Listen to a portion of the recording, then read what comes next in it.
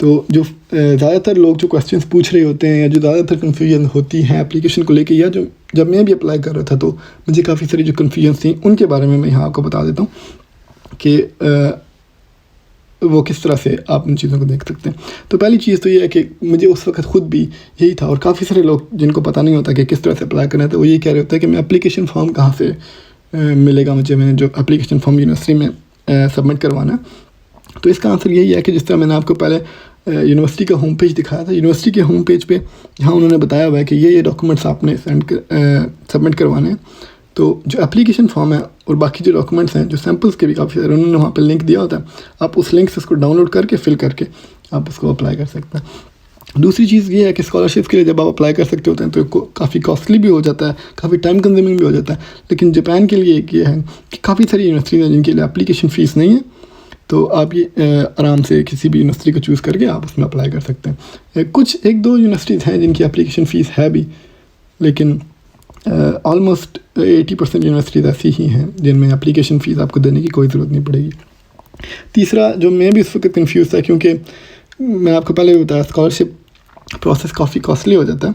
तो ज़्यादातर लोग यही होते हैं कि यार मैं पोस्ट ना ही करूँ डॉक्यूमेंट्स, मैं किसी तरह से ईमेल के थ्रू अप्लाई कर लूँ। तो मैंने आपको पहले भी बताया था कि जापान के केस में मेरा जो अपना पर्सनल एक्सपीरियंस है और जो मैंने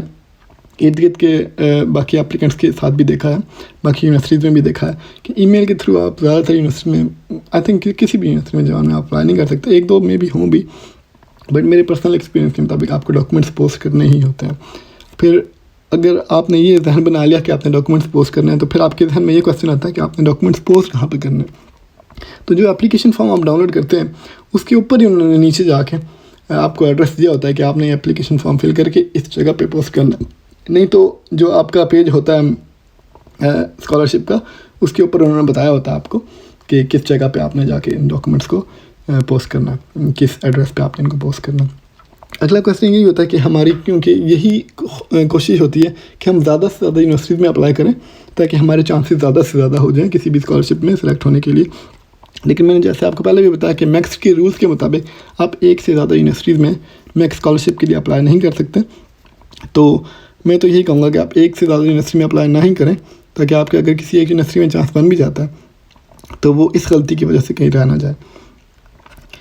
अगला क्वेश्चन ये है कि लेटर ऑफ रिकमेंडेशन जो मैक्स स्कॉलरशिप के लिए लिखना होता है वो थोड़ा सा बाकी जो कंट्रीज़ हैं उनसे डिफरेंट इस तरह से है कि आपने मैक्स के केस में जो जिस यूनिवर्सिटी में आप अप्लाई कर रहे हैं उस यूनिवर्सिटी के डीन की तरफ आपने एप्लीकेशन लेटर को लिखना, रिकमेंडेशन लेटर को लिखना होता है। उसका सैम्पल भी आपको यूनिवर्सिटी के पेजेस पे मिल जाता है। लेकिन ये एक चीज़ है जो मैक्स के केस में डिफरेंट है कि आपने जिस यूनिवर्सिटी में अप्लाई कर रहे हैं उसके डीन को आपने एड्रेस करना है अपना रिकमेंडेशन लेटर। फिर एक और ये है कि जब आप यूरोप वगैरह में भी, बाकी कंट्रीज़ में, चाइना में जिस तरह अप्लाई कर रहे होते हैं, तो आपको HEC से जाके अपने जो डॉक्यूमेंट्स हैं वो अटेस्ट करवाने पड़ते हैं, वेरीफाई करवाने पड़ते हैं। लेकिन luckily in case of Japan आपको इस सब झंझट में नहीं जाना पड़ता। आप अपनी यूनिवर्सिटी की जो जितने भी डॉक्यूमेंट्स हैं उनकी फ़ोटोकॉपी को सिर्फ आप अपनी अगर यूनिवर्सिटी से अटेस्ट करवा लें तो वो इनफ होता है जापान के लिए। फिर यह है कि आइल्स और टॉयफल, क्योंकि स्कॉलरशिप में ज़्यादातर यही आप देख रहे होते हैं, आइल्स, टॉयफल और GRE काफ़ी सारी जो स्कॉलरशिप्स हैं वो उनकी रिक्वायरमेंट होती है। लेकिन लकीली जापान के केस में जो मैक्स स्कॉलरशिप है उसके लिए आपको आइल्स और टॉयफल की काफ़ी ज़्यादा यूनिवर्सिटी के लिए ज़रूरत नहीं। कुछ यूनिवर्सिटीज़ हैं भी जो आपको आइल्स और टॉयफल मांग रही होती हैं, लेकिन ज़्यादातर यूनिवर्सिटीज़ नहीं मांग रही होती। फिर यह है कि आपको जापानीज़ लैंग्वेज आनी चाहिए या नहीं आनी चाहिए। तो आप इंग्लिश लैंग्वेज प्रोग्राम के लिए जो आपका कोर्स ऑफर हो रहा है वो अगर इंग्लिश में, तो आपको जापानीज़ लैंग्वेज की कोई ज़रूरत नहीं है, और ज़ीरो जापानीज़ के साथ भी आपको आराम से जापान में एडमिशन हो जाएगा। फिर यह है कि आपको अभी तक डिग्री नहीं मिली, आप अपने फाइनल सेमेस्टर में या फाइनल ईयर में, तो आप अप्लाई कर सकते हैं या नहीं। तो आंसर इसका यही होगा कि मैंने खुद भी इस तरह से अप्लाई किया था, और मैं आप लोगों को ये रिकमेंड करूँगा कि अगर आप अपने फाइनल ईयर में अभी से आप अपना अप्लाई करना स्टार्ट कर दीजिए। वो आपके लिए थोड़ा इजी भी रह जाता है, क्योंकि आप अपनी यूनिवर्सिटी के साथ भी इन टच होते हैं, आप अपने कोर्सेज के साथ भी इन टच होते हैं, आप रिसर्च कर भी रहे होते हैं, तो आपका रिसर्च जो एक्सपीरियंस होता है वो फ्रेश होता है काफ़ी, तो आपके चांसेस जो सिलेक्शन के होते हैं वो भी काफ़ी ज़्यादा हो जाते हैं। तो उस केस में ये होता है कि आपको एक्सपेक्टेड ग्रेजुएशन सर्टिफिकेट के नाम से एक सर्टिफिकेट बनाना पड़ता है। उसका सैम्पल भी आपको यूनिवर्सिटी के पेज से भी मिल जाता है। वैसे आप अगर इंटरनेट पर इसको सर्च भी करें, या मैं आपको बाद में ग्रुप का नाम बता दूँगा, अगर आप उस ग्रुप में जाते हैं और वहाँ से भी अगर आप उसको डाउनलोड करना चाहें तो आराम से डाउनलोड कर सकते हैं। तो अगला क्वेश्चन ये है कि मैक्स आपसे कोई बॉन्ड साइन करवाता है या कोई कॉन्ट्रैक्ट साइन करवाता है कि अगर आप 2 साल की मास्टर्स के लिए अगर आपको वो स्कॉलरशिप दे रहे हैं, 3 साल के PhD के लिए वो स्कॉलरशिप दे रहे हैं, तो आपको उतने ही टाइम के लिए पाकिस्तान वापस जाके सर्व करना है। तो मैक्स के केस में मैक्स आपसे कोई बॉन्ड या कॉन्ट्रैक्ट साइन नहीं करवा रही होती, तो आपके अपने इंटरेस्ट पे डिपेंड करता है कि आप अपना जो प्रोग्राम है वो ख़त्म होने के बाद आप जापान में ही रहना चाह रहे हैं, किसी और कंट्री में जाना चाह रहे हैं या पाकिस्तान वापस जाना चाह रहे हैं, तो ये आपके ऊपर ख़ुद पे डिपेंड करता है। और अगर आप मास्टर्स के लिए आए हैं तो काफ़ी, अगर आपकी मैक्स की कैटेगरी ऐसी है कि आप अपनी मैक्स को PhD के लिए एक्सटेंड करवा सकते हैं, तो एक PhD एक्सटेंशन के लिए भी एक एप्लीकेशन होती है, आप उसके लिए भी अप्लाई करके अगर आपकी एक्सटेंशन ग्रांट हो जाती है तो आप मास्टर्स के बाद उसी मैक्स के थ्रू ही आप PhD भी करके उसके बाद अगर आप वापस जाना चाहते हैं, जो भी करना चाहते हैं, आपका जो इंटरेस्ट है वो आप कर सकते हैं। तो बॉन्ड कोई भी मैक्स आपसे या कॉन्ट्रैक्ट कोई भी आपसे साइन नहीं करवा रही होती। अगला क्वेश्चन ये है कि आप जापान में मैक्स स्कॉलरशिप के साथ मिलते हुए पार्ट टाइम कर सकते हैं या नहीं कर सकते हैं। काफ़ी सारी ऐसी स्कॉलरशिप जापान के अंदर भी हैं जो अगर आपको स्कॉलरशिप ऑफ़र करती हैं तो पार्ट टाइम आपको नहीं करने देती, लेकिन लकीली या अनलकीली कहें, मैक्स के केस में आप पे कोई इस चीज़ में भी बॉन्ड नहीं है। आप जो इंटरनेशनल स्टूडेंट्स के लिए जो weekly allowed part time limit है 28 आवर्स की, आप उसको फॉलो करते हुए एक वीक में 28 आवर्स का पार्ट टाइम स्टडीज़ के साथ अगर आप करना चाहें तो मैक्स आप उस चीज़ से भी नहीं रोकती और आप वो पार्ट टाइम भी आप कर सकते हैं। नेक्स्ट क्वेश्चन ये, उस वक्त मैं भी जिस चीज़ में कंफ्यूज था कि मैं किस तरह से रिसर्च प्लान को अपने लिखूँ, तो रिसर्च प्लान एक मेजर डॉक्यूमेंट है जो किसी भी मास्टर्स या PhD की एप्लीकेशन में आपको चाहिए होता है,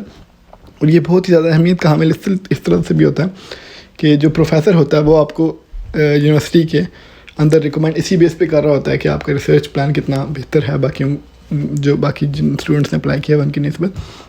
तो आप ये करते हैं क्योंकि आपने अपना प्रोफेसर आपने अपने रिसर्च इंटरेस्ट के मुताबिक ही चूज़ किया होता है, या जो आप अपने अंडर ग्रेजुएट में रिसर्च की होती है या कर रहे होते हैं, या जो मास्टर्स में आप अगर PhD के लिए अप्लाई करें तो जो मास्टर्स में आपने रिसर्च की होती है आप उसी को लेके PhD में कंटिन्यू करना चाह रहे होते हैं। तो आप यही करते हैं कि आप उसके जो प्रोफेसर है, जो आपका डिज़ायर्ड प्रोफेसर है, आप उसके काफ़ी सारे पेपर्स पढ़ लेते हैं, रिसर्च पेपर और रिव्यू पेपर्स पढ़ लेते हैं, और रिव्यू पेपर्स में ज़्यादातर फ्यूचर रिकमेंडेशंस भी उन्होंने लिखी होती हैं कि फ्यूचर में वो अगर रिसर्च करना चाह रहे हैं। वैसे भी आप इन जनरल भी उस रिसर्च एरिया को देख के आप उस पर थोड़ी सी अगर आप खुद रिसर्च करें तो आपको आइडिया हो जाता है कि फ्यूचर में आपको क्या चीज़ इसमें करना चाहिए, या प्रोफेसर जो है वो फ्यूचर में क्या करने का सोच रहा है। तो आप उस चीज़ को लेके आप उसके ऊपर रिसर्च प्लान लिख सकते हैं। जिस तरह से अंडर ग्रेजुएट के स्टूडेंट्स जो UET के हैं उन्होंने रिसर्च प्रपोजल सबमिट करवाए भी होते हैं अपने FYP से पहले, तो बिल्कुल उसी तरह से आपने अपना मास्टर्स का रिसर्च प्लान लिखना होता है। तो उसी फॉर्मेट को आप बेशक यूज़ करते हुए रिसर्च प्लान्स को लिख के आप सबमिट करवा सकते हैं। उसके अलावा मैं आपको एक ग्रुप का भी बता दूंगा जहाँ से आपको सैम्पल रिसर्च प्लान भी मिल सकते हैं, या किस तरह से आप रिसर्च प्लान डिटेल में लिख सकते हैं उसका भी उसके लिए काफ़ी सारे डॉक्यूमेंट्स भी वहाँ पे हैं, काफ़ी सारी आई गेस वीडियोज़ भी वहाँ पे अवेलेबल होंगी। तो मैं आपको उसका भी इस वीडियो के आखिर में बता देता हूँ। एक और जो चीज़ है, GRE आपको चाहिए या नहीं है। GRE वैसे इन जनरल आपको काफ़ी सारी यूरोपियन यूनिवर्सिटीज़ और अमेरिकन यूनिवर्सिटी सबके लिए चाहिए होता है, लेकिन लकीली जापान के लिए आपको GRE नहीं चाहिए। आप GRE के बगैर भी अप्लाई कर सकते हैं मैक्स स्कॉलरशिप के लिए। तो आखिरी क्वेश्चन ये है कि आपको एंट्रेंस टेस्ट जापानीज़ यूनिवर्सिटीज़ का देना पड़ता है या नहीं। तो जब आप मास्टर्स के लिए या PhD के लिए अप्लाई कर रहे थे मैक्स स्कॉलरशिप के लिए, तो एप्लीकेशन प्रोसीजर के अंदर ही लिखा होता है यूनिवर्सिटी पे बेस करता है वैसे, लेकिन ज़्यादातर अगर आप undergraduate university recommended scholarship के थ्रू अप्लाई करते हैं तो आप as a research based student नहीं आते, आप एज अ मास्टर्स या PhD स्टूडेंट ही डायरेक्ट आते हैं। तो मोस्ट ऑफ द केसेस में आपको एंट्रेंस टेस्ट नहीं देना पड़ता, आप डायरेक्टली आके अपनी पढ़ाई स्टार्ट करके आप अपना जो पहला सेमेस्टर है उसका आप अटेंड करना स्टार्ट कर देते हैं। आखिर में ये लिंक्स हैं, ये पोस्ट भी साथ कर देंगे। तो पहला जो लिंक है वो मैक्स की जो अंडर जितनी सारी यूनिवर्सिटीज़ आती हैं, इस लिंक से आप उनको देख सकते हैं कि जापान में कौन कौन सी यूनिवर्सिटीज़ हैं जो मैक्स स्कॉलरशिप को ऑफ़र कर रही होती हैं। दूसरा जो लिंक है, जो एग्जांपल में मैंने यूनिवर्सिटी यूज़ की थी उसका लिंक है, जिसकी एप्लीकेशंस भी अगले माह से स्टार्ट होंगी, तो उस लिंक को भी आप देख सकते हैं।